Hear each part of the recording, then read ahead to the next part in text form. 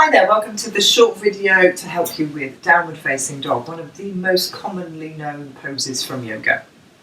Although it's called downward facing dog, it's actually about building strength to lift us up off the ground as we work towards the inversion poses. So things like handstands, forearm balances and headstand.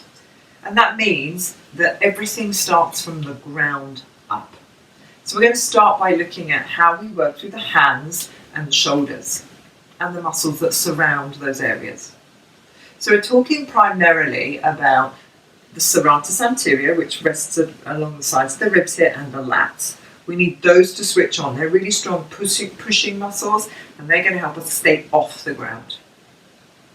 We'll also look at how we can activate through the lower body more effectively using a block, also to help us get that lift off the ground. Let's take a look. So we'll start from all fours, and we spread the hands very, very wide because the hands in down dog become our feet. They become our support.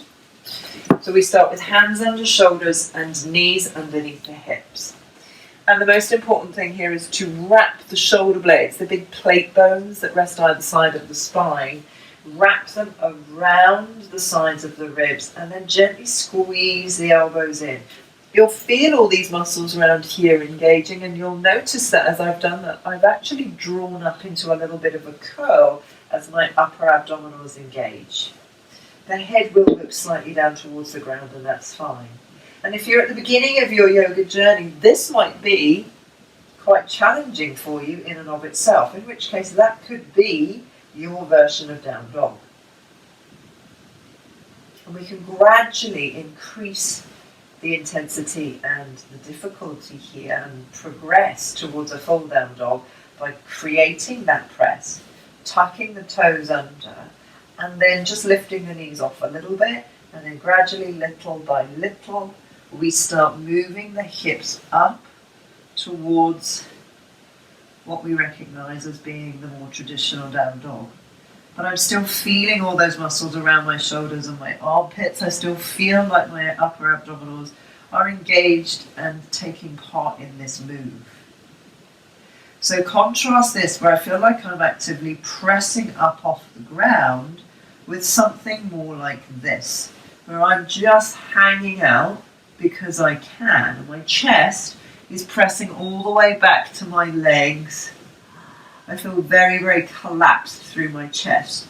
In this position here, if I were to try and push up into a handstand, I just wouldn't go anywhere because my weight and my center of gravity is all falling down here.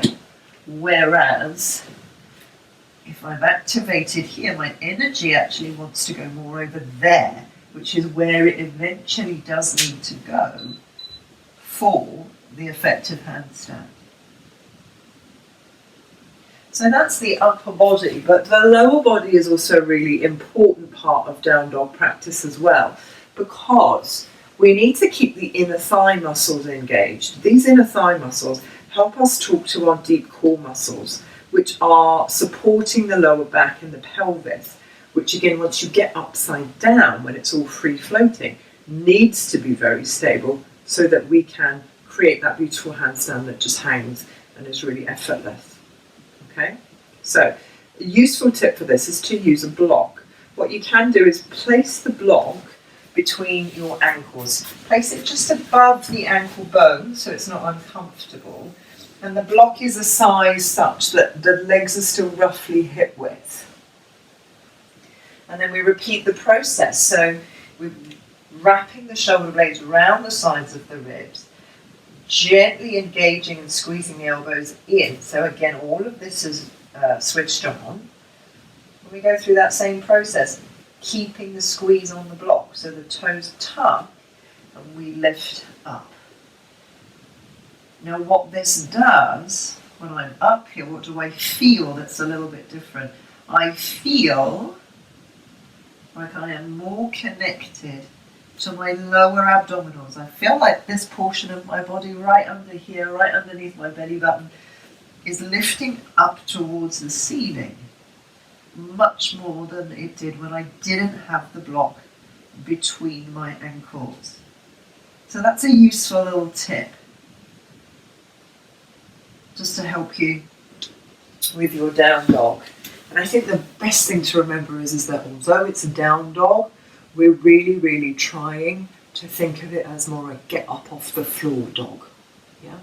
Start from the base, wrap your shoulders, keep the inner thighs active, and it is going to build some amazing strength for you so that when you're ready, you can start progressing to use the wall and eventually move towards a handstand as and when you're ready. I hope you found this helpful. If you need any extra help, do let me know. Otherwise, I'll see you next time. Thanks so much.